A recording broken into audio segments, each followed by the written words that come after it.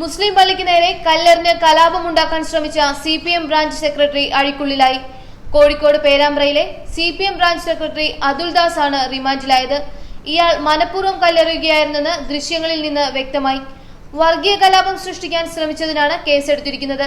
യുവതി പ്രവേശനത്തെ തുടർന്ന് ശബരിമല കർമ്മസമിതി ഹർത്താൽ നടത്തിയതിന്റെ അന്ന് സന്ധ്യയ്ക്ക് 6:30-ക്കായിരുന്നു സംഭവം. യൂത്ത് കോൺഗ്രസുകാർ നടത്തിയ പ്രകടനത്തിനിടെ ഡിവൈഎഫ്ഐക്കാർ പ്രശ്നമുണ്ടാക്കുകയും അത് സംഘർഷത്തിൽ കലാശിക്കുകയുമായിരുന്നു.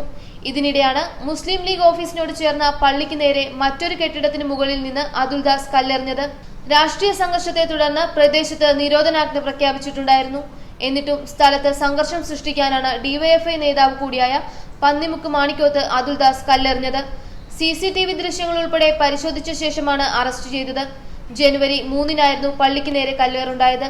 അന്ന് കോൺഗ്രസുകാർ കരിദിനവും ആചരിച്ചിരുന്നു. അതിന്റെ ഭാഗമായി വൈകുന്നേരത്തോടെ യൂത്ത് കോൺഗ്രസുകാർ പേരാമ്പ്ര നഗരത്തിൽ മാർച്ച് നടത്തിയിരുന്നു.